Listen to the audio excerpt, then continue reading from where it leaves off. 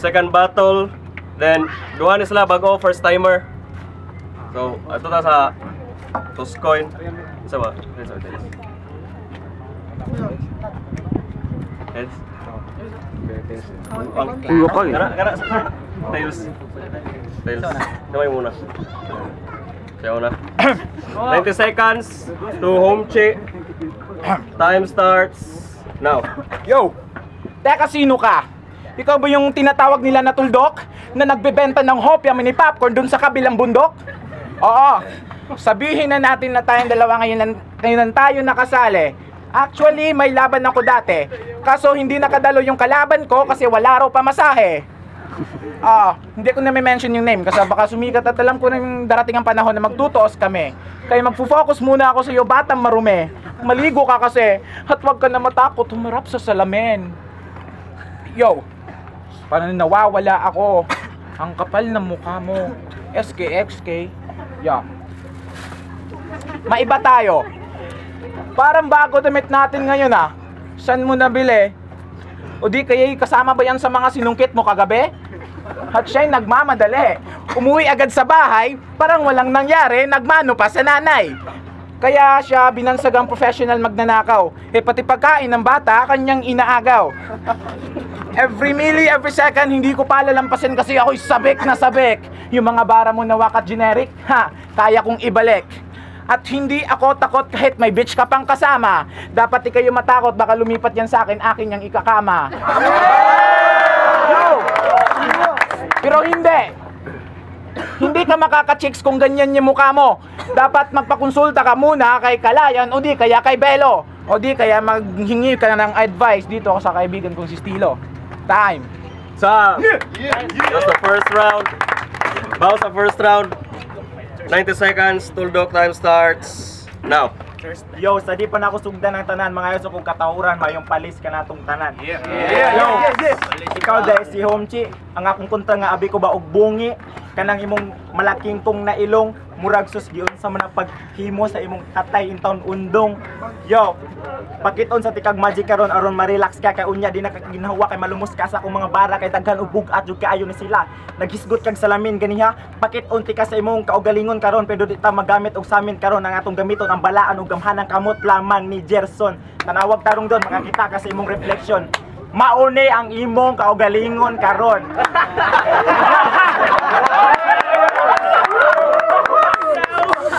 Yo! Mutoke taman. Yo, lisod kayo nga sudungon kay naa sa lisod nga sitwasyon. Maunang, tutok kasi pati kada subsubat iluka, babuya ka be mo din kuntray yang naong mayong kayo sa kung lapalapa. Manong niapit pa man kaning liga kabalo man kangapil di na kagipit-pit igang-igang ra kaning kalibutan na weak pa ka. Yo, ako kang patubahon guyuron ibutang kanako sa imong lungon ug ako kang ilubong sa yuta nga akong pagakubkubon aron adto ka sa mga od ka mangkamangon ug kutkuton. Yo, nabiti ka o gao ka, lami ka, kumuton, tugarang akong kalawman, magsakit ang imong puson, marakag bae nga digdugo, dali rang saputon. Yo. Yo. 10 seconds. Yo, isugbat ikagamit akong mga barang nga baga. Init kini kayo, akong ipinagurado nga mapagod ka, mong dagan hilak, uli na sa inyo ha, palaban dayon sa imong tumboy nga mama, o sa imong bayot nga papa. Time. Yeah. That's the first round. Proceed, second round. Homche, time starts now. Yo! Sinong King Kong sa atin dalawa? Mas mukha pa tong unggoy tong nasa kanan kaysa nasa kaliwa. Oo. Yo! Grabe. Trying hard itong kalaban ko. Di ko tuloy ma-reach. Sa susunod kung ganito makakalaban ko, I'd rather go to the beach. Yo!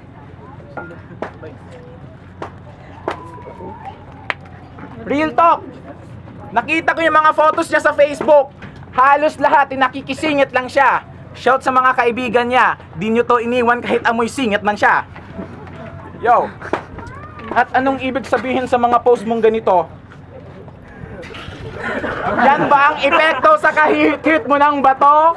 At ako'y nalilito. May tanong lang ako sa'yo. Yung mga photos mo sa Facebook, normal post ba yun o wacky? Kasi pag nakasmile ka, parang si Chucky. Pag nakaseryoso, parang may sapi. Ano ba talaga? At nahihiya pa siya dalhin ng kanyang tunay na pangalan. Dapat yung mukha mo ikahiya mo dahil yan ay makasalanan. Oo, di ako gwapo, di ako perpekto. Pero at least mas lamang ako sa'yo. Yung mga babae kusang lumalapit sa akin, sa'yo kusang lumalayo. Yeah! Yo. Yo, respect the MC. FYI, sa lahat na nakikinig at sa lahat na nanonood ngayon sa YouTube, hindi ako nagsustalk sa kanya. Curious lang ako. At sinabi pa niya he lives in Florida, ni hindi ka nga nakasakay ng barko. At please, sabihin mo sa nanay mo na pakainin ka niya kasi ang payat mo parang kang nasa Thor. Simpayat mo na si Loki pag nakatalikod, pero pag nakaharap, kamukha mo yung kaibigan kong si Nuki. Shout si Nuki, Shutter Happy. Time. Shoutout sa Shutter Happy. Second round, bounce. Tuldok, left side. Time starts now. Yo, nimo ka niwang ko pero hinumdumi daw mo rin niwang nga mupildi og mupilo nimo. Yo. Alam mo tol, di ka mag-i-excel sa mundo ng hip-hop. Alam mo kung bakit? Kasi di ka nga marunong gumawa ng sarili mong rap. Kaya, huwag ka mag-alala tol kasi nandito naman ako. Ang tuldok, ang tatapos sa mga tira at mga baran mo na bulok dahil di ka nararapat dito na puok, nararapat ka doon sa sulok dahil ang sistema mo ay pang-ugok. Babarilin kita gamit ang aking titi at sa mukha mo ito'y puputok. Yo, tangina ka ngayon, hindi mo na ako mapipigilan. Hampasin ko inyong mukha at aking tatapakan. Dadalhin kita sa gubat at doon sisindihan. Gagapusin kita gamit ang baging ni Tarzan. Kaya huwag ka nang umasa pang makakawala ka sa aking puot. Dahil ikaw ang tipo ng tao na pinaka-way buot. Ito muglobot kunot imong samot. Yo. Yo, real talk. Wala inom kung tanduway, murakag na panuway liwat kasi mong tatay pisot mo glagay. Gusto ka real talk? Yo, itong aking mga malulupit na bara ngayon ay ako lamang ang nasulat. Pero ikaw tangina, kailangan mo pa ng sangkaterbang, dosena, katulong magsulat para sa akin ikaw ay may maibabanat. Kaya mula ngayon ibahin mo ang antas ko sa antas mo. Pero kahit mas magaling ako sa'yo, feeling high ka pa rin. Kaya nandito ako ngayon para hilain ka pababa. Kaya mataas ang bagsak at malakas ang lagabak mo. No chance ka pa din. Kaya ang dapat sa iyo ng mga mahihina na rapper, dapat doon na lang sa bikyo maging bagger dahil sa katangahan mo, tatamaan ka ng suntok ng mga customer. Tangina ka, nakakawalang ganang kalaban ko kasi ang pangit mo. Kaya fuck you ka, you weak rapper, you cocksucker, you motherfucker. Let's go to the third round. Homche, time starts now. Sinabi mo sa akin kanina wala akong nagawang song. Gusto mo ipakita ko yung aking dalawang album? Ha? Yo, huling banat. Ipapakita ko na ngayon ng aking talentong tanyag. Di na makakaanak itong puta dahil maliit ang kanyang bayag. Parang kailangan mo yata ng bayag. Para at least lalaki. Wag mo sanang tularan yung tatay mo. Ang gusto lalaki. So ano? Tawagin mo yung tatay mo. At magdala pa siya ng katropa niyang bakla. Boy Scout ata tong titi ko. Laging handa.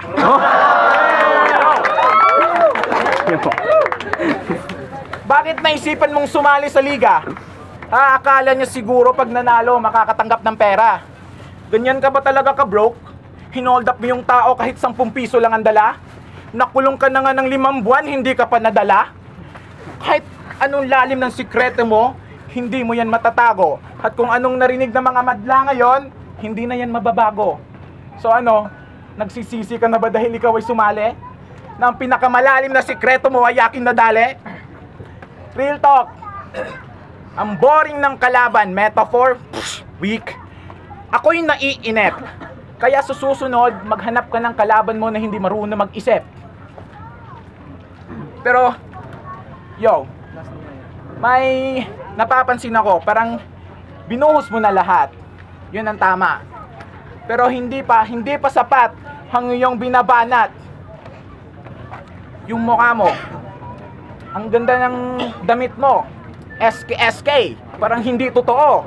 Katulad sa mukha mo, parang inidoro. Yung labi, singkapal ng burat ng aking tinilaan. Grabe, may ngipin na mukhang pinagchuchupaan. Wow, pa Mr. Pogi pang puta. Grabe. Ba't hindi matikim yung bibig mo? Dahil ba sa overdose yung nanay mo? Time. Time.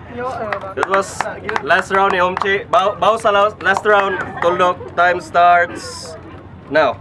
Yo, tikman mo ang lupit ng hagupit ng aking mga liriko at lasapin mo ang pait at sakit na regalo ko para sa iyo ngayong Pasko. Ikaw bobo, ang hip-hop ay nakikipaglaban gamit ang utak. Ngayon pinili mo akong makalaban kaya uwi ka sa inyo natalo galing sa gera kaya ka na war shock. At lagi ka na lang tutunganga at wala ka ng ibang magawa kaya inutil ka ang tawag sa'yo, hinampak.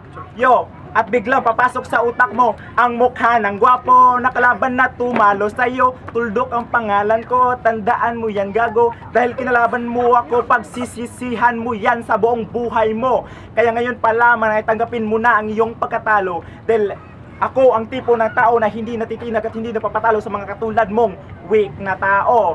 Gago! Yo, rap music requires skills. Ako may skills, ikaw may skills ka ba? Tangina, ang alam mo lang na skills ay ang skills na nasa Dota, hindi yung tanga. Kaya hindi ka nararapat dito sa rap, hip-hop na mundo. Dahil ang nararapat naman dito ay ang tunay na mga makata at matatalinong tao na tulad ko, hindi ang katulad mo. Bobo! Yo, gusto na niyang real talk.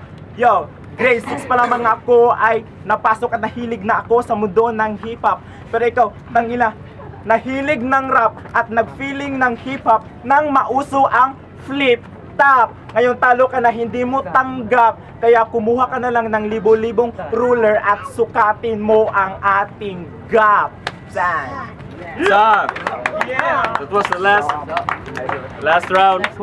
Parehos. First timer ang dua. Homchi is to west, right? Tuldok left side. So let's go to the judges. Fuck you, start to survive, fuck you. So mana ang second battle, no? Judges votes 4-1. Daog si Homchi. Daog Tuldok. Sa mga niboto ni Tuldok, pakyo mo, wala mo'y bias. Ay, bantay mo sa gawas niya. Ito yung tuldok ha. Ako rin sa'yo,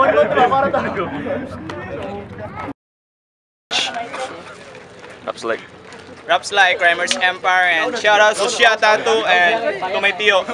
And actually ani dapit kusog siya pero wala kayo trend nga mabilin. Kanang di niya masustain mi tawag yang kakusgon. Ya mas para nako sa round 1 okay ha pero nabawi gyud sa dire kay ang yang wordplay kay murag kanang night twist bitaw nga tuloy-tuloy niya. Napoy impact niya. Ang kuwang lang niya kay murag emotions lang ba kanang dapat man kag fuck you with feelings yun siya. Yeah. All the rounds goes to Mr. Tuldok. Banjo. Banjo, Rhymers Empire. Para silang duha pero wordplay, ari ko ni Tuldok. That's Joey. Cholo. So once again, fuck syntax bill, Cybercrime. Yo. First round, so gayahan, but nabausan yun sa pikas, so ang pikas. Then second round is si-shock sa gamay pero na-overweight sa sulod sa iyang gipang tirada ang timbang ako. So I give the second round. Third round, mas bugatan gyapon ko sa iyang tirada. So no bias and shit, I give my vote to Homchi. Yeah. Shout out to my wifey. First round, Cesar.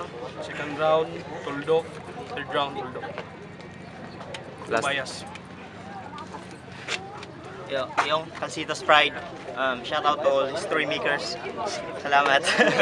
One day, first round, maganda yung bintawan ng salita, tsaka maganda yung freestyle ni Tuldok, tsaka yung kanunche, puros metaphor. Pangalawang round, tuloy-tuloy yung laban. Tapos binigay ko yung buto kay Tuldok. First round and second round. Tapos third round sa kay Homchi. So, panalo Tuldok. Panalo. Thank you. Woodman's Clubs.